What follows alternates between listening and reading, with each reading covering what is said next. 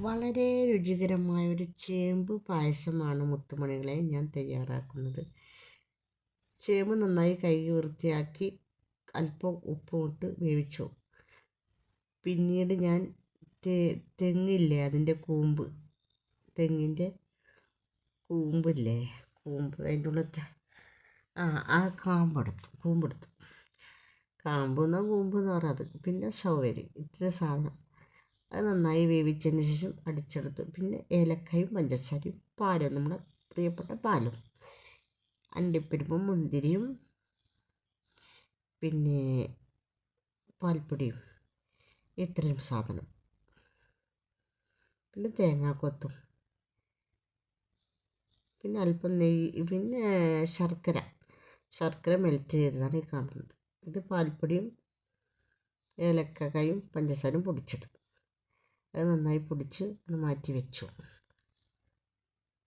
പിന്നെ നമ്മുടെ പ്രിയപ്പെട്ട ചേമ്പ് തോലൊക്കെ കളഞ്ഞു മിക്സിയിൽ അരച്ചെടുത്തു.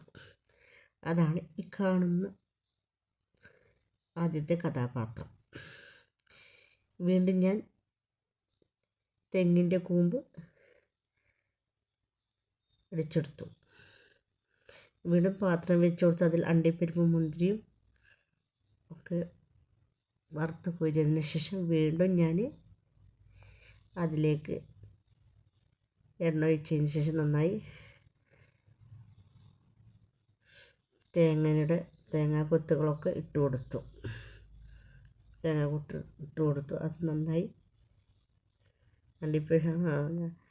അണ്ടിപ്പരിപ്പും മുന്തിരിയൊക്കെ അത് കോരി എടുത്ത് വെച്ചതിന് ശേഷം വീണ്ടും ആ തേങ്ങാക്കൊത്തും ഇട്ട് നന്നായി മൂപ്പിച്ചെടുത്തതാണ് ഈ കാണുന്നത്. പിന്നെ വീണ്ടും അതേ എണ്ണയിലേക്ക് ഞാൻ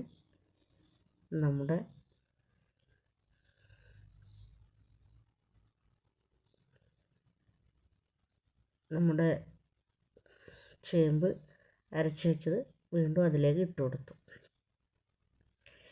കൊടുത്ത് അത് നന്നായി യോജിപ്പിച്ചതിന് ശേഷം മിക്സാക്കി ആ എണ്ണയിൽ വഴറ്റിയെടുത്തതിന് ശേഷം വീണ്ടും ഞാൻ തെങ്ങിൻ്റെ കൂമ്പ് അരച്ചതും ചവ്വരി അരച്ചതും എല്ലാം കൂടി മിക്സാക്കിയത് വീണ്ടും പിന്നെ നമ്മുടെ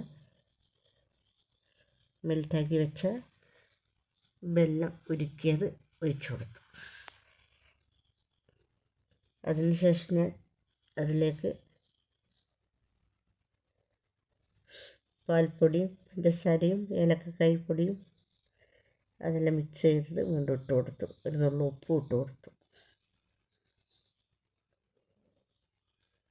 പിന്നെ നമ്മളെ പ്രിയപ്പെട്ട കഥാപാത്രമായ പാലില്ലാതെ എന്ത് പായസം, അങ്ങനെ പാൽ വെച്ചു. തേങ്ങാപ്പാൽ സൂപ്പറാണ്. പക്ഷേ ഇതുവരെ ആരെങ്കിലും ചേമ്പിൻ്റെ പായസം തയ്യാറാക്കിയിട്ടുണ്ടോ വെച്ചാൽ എനിക്കറിയില്ല. വീണ്ടും ഞാൻ അതിലേക്ക് തേങ്ങാക്കൊത്തും ഇതൊക്കെ ഇട്ട് കൊടുത്ത് സൂപ്പർ പായസമാണ്. എല്ലാവരും കുടിച്ച് നോക്കൂ. ലൈക്കും സബും ചെയ്ത് നൽകൂ.